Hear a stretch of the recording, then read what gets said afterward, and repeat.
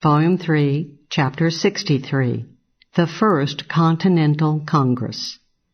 On September 5, 1774, there met at Philadelphia the most fateful and momentous assemblage ever gathered in the colonies, the Continental Congress.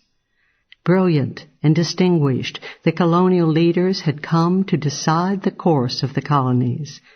They were, besides being eminent, young and vigorous, the average age of the delegates being only 45. It soon became evident that there were two polar groups at the Congress, the radicals, determined on resistance to the British, and the conservatives, bent on more securely fastening the British yoke upon the colonies. It was sensibly determined that, with the number of delegates varying greatly from each colony, the colonies would vote as separate units.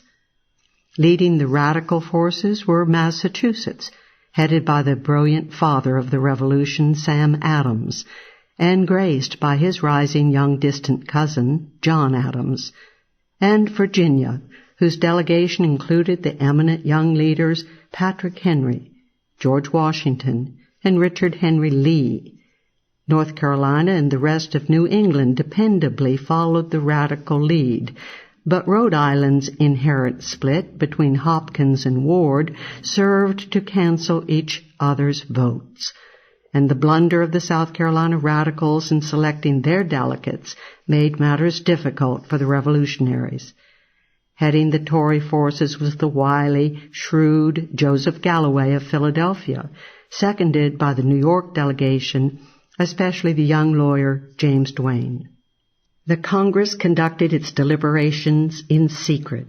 It began in committee by debating two vital questions: the philosophical groundwork of the American stand and how far it would deny the authority of Parliament. The radicals on the committee, led by John Adams and Richard Henry Lee, insisted on grounding the American case on the ultimacy of natural law and natural rights. The conservatives, on the other hand, were most anxious to ignore natural law and its profoundly radical implications, and to confine the American statement of grievances to legalistic discussions of the British Constitution. Joseph Galloway, James Duane, and Edward Rutledge led this attempt, but the radicals prevailed in cleaving to natural law. During this early formative period of the Congress, Sam Adams engineered a masterstroke that electrified the meeting.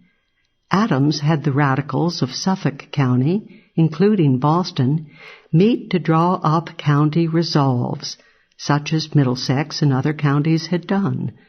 Prevented by the British authorities from meeting in Boston, the radicals met at a village outside the metropolis on September 9 and adopted a set of resolves drawn up by Dr. Joseph Warren. Known as the Suffolk Resolves, they were sped down to Philadelphia by Paul Revere, reaching there on September 16. The resolves bitterly opposed the recent acts of Parliament and called ringingly for mass civil disobedience. No obedience is due from this province to either or any part of the coercive acts, they asserted. Furthermore, no taxes would be paid to the constituted government until it became truly valid. In short, the resolves implicitly called upon the people of Massachusetts to set up a dual government that would cease to obey, and indeed ignore, the British-appointed authorities. In addition, the resistance would use violence only defensively, and only if the British attempted to enforce the coercive acts upon the people. Besides the specific civil disobedience in Massachusetts, the Suffolk Resolves urged the Continental Congress to organize a general voluntary boycott of all trade relations with Britain. The Suffolk Resolves struck the Congress with overwhelming force. The day after they were received, the Congress voted to endorse them enthusiastically, Adams' brilliant strategy had thus gotten the Congress committed to civil disobedience in Massachusetts and to the principle of an absolute boycott of Great Britain. John Adams, deeply moved, wrote in his diary that this was one of the happiest days of my life. Now he knew that America will support Massachusetts or perish with her. Sam Adams supported that judgment. 5 days later, on September 22, the Congress specifically endorsed the Suffolk Clause for a boycott of Great Britain. But it soon became clear the radicals had not yet won the day. The Congress was not ready to endorse dual courts or legislators to be set up by the people in Massachusetts, much less to think of absolute independence. Indeed, Joseph Galloway was now ready to play his last Tory trump. The wily Galloway introduced to the Congress his plan of the proposed union between Great Britain and the colonies. Galloway's plan pursued the old Tory dream, proposed since the late 17th century, of a centralized government for all the colonies. Under the tempting facade of colonial unity, Great Britain was finally to unite the colonies under one imperial yoke. Each colony was to retain its present form of rule over its local affairs. The central government for the several colonies was to consist of a president general, appointed by the king, subject to the king's veto, and holding office at the king's pleasure, and of a grand council chosen by the assembly of each province. The Grand Council's actions were to be subject to the President General's veto. This central organ of President and Council was furthermore to constitute an inferior branch of the British legislature, and measures dealing with America could originate either with this body or with the rest of Parliament, each of which would have to agree with the measure. The similarities of Galloway's plan to Franklin's Albany plan at the Albany Congress of 1754 are obvious. Galloway, however, would have even more solidly cemented the ties between America and Britain. The central authority was to act as a transmission belt of rule between Britain and the separate colonies, and with the new central body inducted, as it were, into the British Parliament, the plea of no taxation without representation would no longer hold. Joseph Galloway's lethal but sugar-coated pill constituted the big conservative drive of the Congress.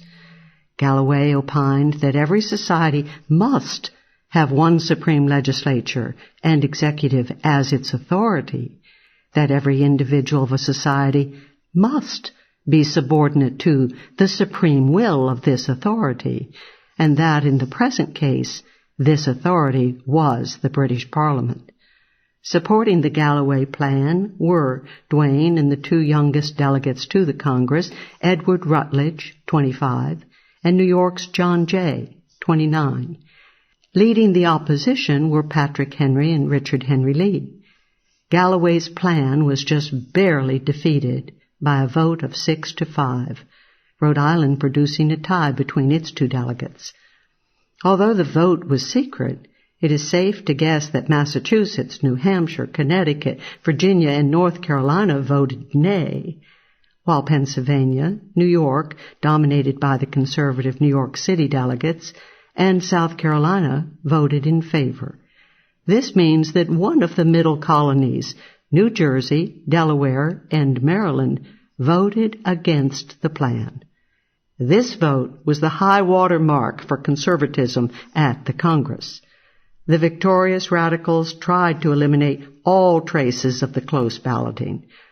On October 8, the Congress became still more explicit in support of the Massachusetts resistance, specifically applauding that province's moves and urging all America to come to the aid of Massachusetts, should Britain try to impose upon it an enforcement of the coercive acts. Galloway and Duane tried unsuccessfully to have their opposition to this resolution recorded in the minutes of the Congress. That the Congress should issue a declaration of grievances and petition Britain for redress was agreed upon by all, liberal and conservative alike. The philosophical groundwork of rights and the admitted scope of parliamentary authority had now to be determined. With Duane largely responsible for its writing, the Declaration of Rights, adopted on October 14, played down the inalienable natural rights of life, liberty, and property, and stressed instead the far more restricted rights of petition, assembly, and jury trial, as well as freedom from a standing army without consent of an assembly. The position taken on Parliament was also rather backward for the dynamic situation of the time. The old orthodox and weak American position was simply reiterated. Parliament had the right to regulate American trade, but not to tax the colonies internally or externally, or to govern their domestic affairs. The coercive acts in the Quebec Act were condemned, and repeal was urged of 13 invasive parliamentary acts that had been in effect since 1763. The Congress also requested the termination of British standing armies occupying American towns, of the dissolutions of colonial assemblies, and of the aggrandizement of the Vice Admiralty courts. The Congress's address to the King, drawn up by the moderate John Dickinson, carefully followed the customs of rendering obeisance to the King and pinning the blame on his advisers and underlings alone. Having endorsed Massachusetts' resistance, urged redress of grievances, and rejected Galloway's plan for a central government, the Congress took up its final and vital matter of business, deciding the general American means of waging the struggle against Britain, specifically the question of a continental boycott. On October 18, the Congress agreed to the Continental Association, closely patterned after the Virginia Association of early August. The colonies jointly pledged an absolute boycott of trade with Great Britain, non-importation after December 1, including no slave trade after that date, non-consumption of British products after March 1, 1775, and no exports to Britain after September 1, 1775. Because of the threat of the South Carolina delegation, with the exception of the redoubtable Gadsden, not to sign, the Congress reluctantly agreed to exempt South Carolina's staple, rice, from the ban on exports to Britain. Most ardent for total boycott were Thomas Cushing of Massachusetts, young Samuel Chase of Maryland, and Eliphalet Dyer of Connecticut, who urged immediate non-importation, non-consumption, and non-exportation, but they were overruled by the necessity of gaining the support of Virginia's tobacco planters. The Continental Association was to remain in effect until all the listed grievances had been redressed. It was to be enforced by rigorous but nonviolent methods of persuasion and expression. Any trader violating the boycott would be ostracized and boycotted by every colony. As to enforcement, every town, city, and county would select a committee to oversee the boycott, publicize the names of violators, and then denounce them as enemies of American liberty. Furthermore, any colony violating or failing to agree to the association would be denounced and itself be boycotted. The Continental Congress had, on the whole, done its work well, despite a lack of enthusiasm, again excepting Christopher Gadsden, for taking the offensive against British troops, for American independence, and even for denying the authority of Parliament to regulate trade. And despite the strong conservative bloc and its machinations, the Congress stood squarely behind Massachusetts and took steps to come to its aid.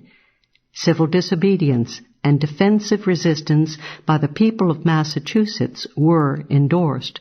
and the Continental Association was pledged to boycott British trade until the grievances of Massachusetts and other Americans should be allayed. Charles Thomson, the Philadelphia radical leader who had been chosen Secretary of the Congress, expressed a common sentiment upon adjournment. I hope the administration will be convinced that it is not a little faction, but the whole body of American freeholders that now complain and apply for redress, and who, I am sure, will resist rather than submit. Even yet the wound may be healed and peace and law restored. But we are at the brink of a precipice. Finally, before adjourning on October 26, the Continental Congress resolved to meet again the following May 10, if its grievances had not yet been relieved. Thus a permanent revolutionary assembly was here created. It should be noted, however, that since the measures of enforcement of the boycott were to be purely local and voluntary among the people, the First Continental Congress could in no proper sense be regarded as a dual governmental institution.